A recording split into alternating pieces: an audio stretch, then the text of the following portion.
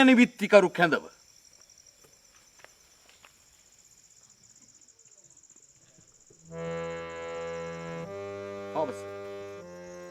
මං ඉපදුනේ ඈත දුප්පත් පිටිසර ගමක.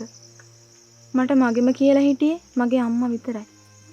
විඳින්න ඕන සේරම දහදුක් විඳලා තමයි මගේ අම්මා මට ඉගැන්නුවේ. ඒ නිසා මාත් හොඳට ඉගෙනගෙන රජයේ විශ්වවිද්‍යාලයක උපාධිධාරිණියක් වුණා. ඒත් ඉගෙනීමට හරියන රස්සාවක් හොයාගන්න මට බැරි වුණා. එක දවසක් ඡන්ද රැස් වෙනකොට මේ ඇමතියාව අපේ ගමට. ඒ වෙලාවේ මම ගිහින් කතා කරා. ඒ මට වෙන කරන්න කිසිම දෙයක් තිබුණු නැති නිසා. ඒ වෙලාවේ මම ආයුධ පත්‍රයකොත් දුන්නා. ඊට ටික දවසකට පස්සේ මේ ඇමතිගේ ඔෆිස් එකෙන් මට කෝල් එකක් ආවා. මගේ සුදුසුකම් වලට ජොබ් එකක් තියෙනවා. ඒකට මාව තෝරගත්තා. ඒ නිසා නතර වෙන්න බලාගෙන කොළඹ එන්න කියලා. මම මේ කිව්ව විදියටම මගේ ඇඳුම් බෑග් එකත් අරගෙන එතනට ගියා. ඊට පස්සේ මේ ඇමතියා මට කිව්වා මෙයාගේම හෝටලයක් තියෙනවා.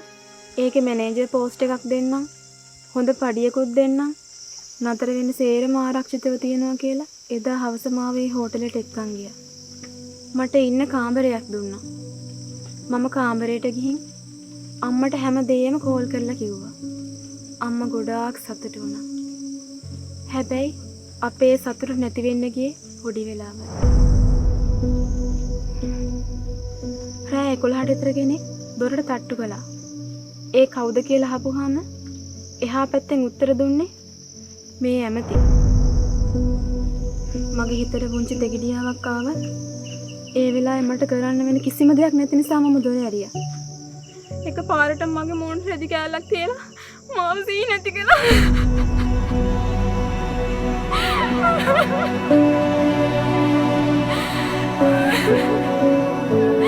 තාමත් මගේ අහිංසක අම්මා පාරක් ගන්න මාව වෙනුවෙන්. එයා පිළිගන්නේ මම මෙන්න කියලා. මොකද එයාට මගේ මල කඳවත් හම්බුනේ නැති නිසා.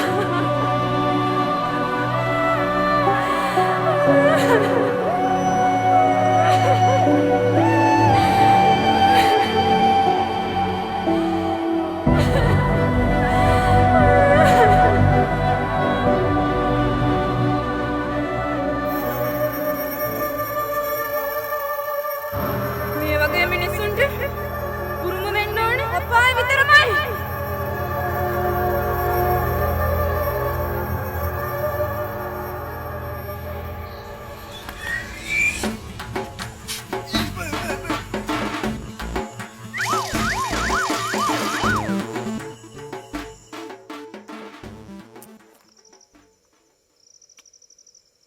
හොඳයි. කරුණු කාරණාව වෙන්වෙන්ව ගත් පසු පදික මාරුවේ මල පහ පිටවී මිය ගිය තොප නොදන්නේද පාර මාරු වෙන පිළිවෙල? දකුණ බලා වම බලන්න නැවතත් දකුණම බලන්න. පාරේ වාහන නැත්නම් ඉක්මනින්ම මාරු වෙන්න. තොප එලෙසින් කළයිද?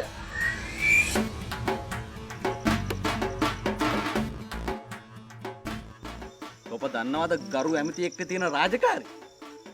රැයක් දවාලක් නොමැතිව තොප වෙනුවෙන් එලෙස සේවය කරන විට වේගයෙන් යාමට සිදුවීම අරුමයක් නොවේ. මොනවද යකෝ මූ මේ කියවන්නේ? යකෝ මම පුරුදු කරපුවා නෙමෙයි යකෝ මූ මේ කියන්නේ. සුමති ඊළඟට තොප කඩේකට ගොස් පොල් ගෙඩියක් වුවද ගන්නා විට එය පරිභෝජනයට සුදුසුදයි හොල්ලා බලා පරීක්ෂා කරනවා නේද? එලෙස තොපට තිබුණේ නැද්ද එම ඖෂධය භාවිතයට සුදුසුද නැද්ද කියා විද ගැනීමට පෙර සොයා බැලීමට? ඒවා ගරු ඇමතිගේ කාලයේ ගෙන්නූ ඖෂධ බව සැබෑයි. නමුත් ගෙන්වන හැම ඖෂධයක්ම ඇමතිගේ ඇඟට එන්නත් කර හොඳදැයි බැලීමට ඇමතිටත් තොට වගේ ඉලම්බාරය කියා සිතුවාද?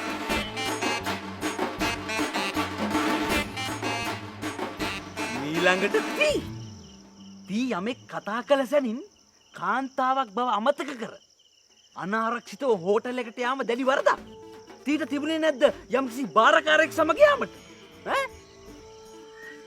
අනෙක් කාරණය නම් තනිව වෙසනා කාමරයකට මධ්‍යම රාත්‍රියේ කෙනෙකු දොරට තට්ටු කළ විට දොර හැරීම කවර හැදියාවද?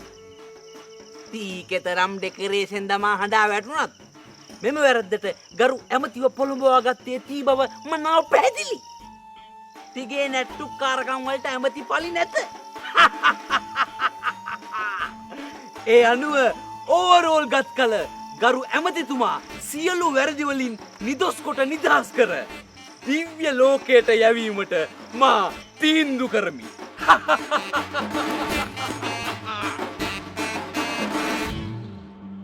පතබාපිය පුරෝහිත පංචයක්.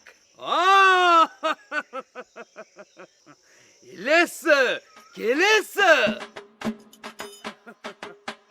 කාගේ හෝ වමනාවකට පිටපතේ නොවූ බහකට නාට්‍ය වෙනස් වූ හැඩයි. නාට්‍ය කෙලෙසා හොර රජෙකු විලසා යටි අරමුණක් උදෙසා තොප මෙසේ කළේ කාගේ පසකටද කියාපිය වලසා. මට මෙව නාට්‍ය දෙපස් නෙවීනී බා. නාට්‍යයේ හැටියට යුක්තිය ඉටුවේ අනිකට ඇමතියා යායුතු වන්නේ නිරයට තොප කැරකුවා අයති.